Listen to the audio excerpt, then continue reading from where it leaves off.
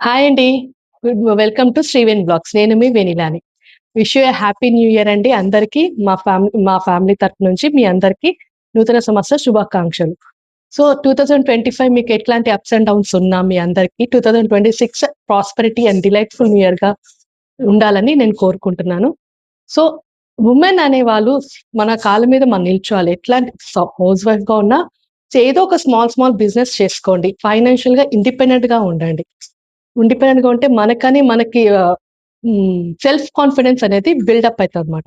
So, ఇది నేను కోరుకుంటున్నాను. మీరు ఈ ఇయర్ వచ్చి ఒక రిజల్యూషన్స్ అనేది తీసుకోండి.